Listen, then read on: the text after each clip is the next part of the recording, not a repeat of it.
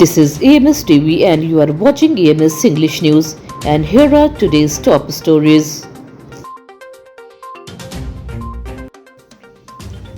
The Supreme Court of India strongly criticized Madhya Pradesh Minister Vijay Shah over his controversial comment about Army officer Colonel Sophia Qureshi.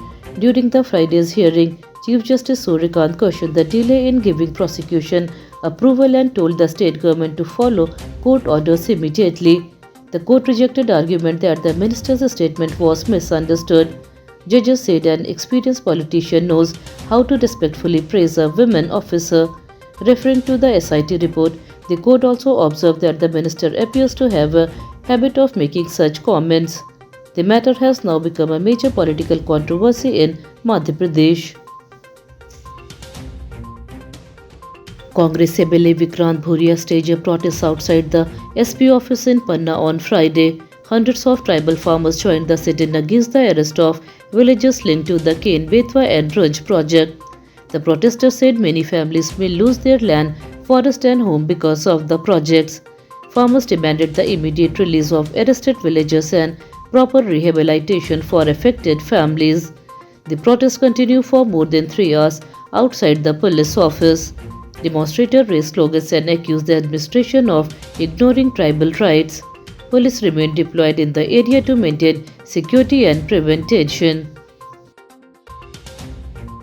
The Madhya Pradesh High Court has raised serious concern over fire safety arrangements in hospitals in Indore. During a hearing on Friday, the court asked the state government and private hospitals management to explain why many large hospitals are operating without proper fire safety systems. The petitions claim that several hospitals with more than 100 beds are ignoring important safety rules, putting patient and staff at risk. The court said negligence in fire safety can lead to major loss of life and property. The bench of Justice Vijay Kumar Shukla and Justice Alok Awasthi has sought detailed replies from authorities in the matter. A shocking murder case has surfaced in Mauganj district of Madhya Pradesh. A woman was found dead inside a locked room with her hand and legs tied using cloth. Police said cloth was also stuffed into her mouth to stop her from screaming. The woman had shifted to the house only 6 days ago. Household items were found scattered inside the room, raising suspicion of a struggle before the murder. Police reached the spot after receiving information from local residents. A forensic team collected fingerprints and other evidence from the room. Officers believe the killer may soon be identified through fingerprint. The case is under investigation. The son of Madhya Pradesh Minister Prahlad Patel got married in a simple ceremony at the famous Tirupati Balaji temple in Andhra Pradesh. Prabal Singh Patel married in the presence of close family members, relatives and selected political leaders. Madhya Pradesh Chief Minister Dr. Mohan Yadav also attended the ceremony and blessed the newly married couple. Unlike grand political weddings often seen in India, the family chose a traditional and modest celebration at the temple. Photos from the wedding ceremony are now being widely shared on social media.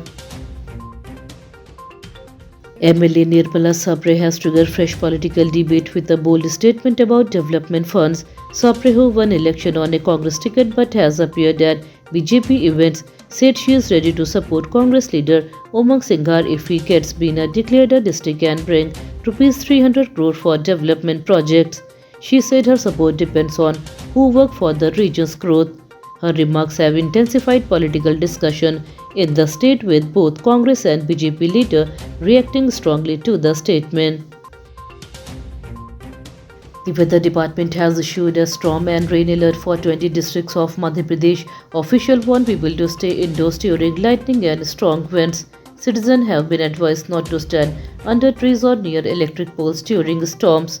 Weather experts say two cyclonic circulation and trough systems are currently active over the state, causing unstable weather conditions. Farmers are worried about possible crop damage due to unseasonal rain and hailstorm.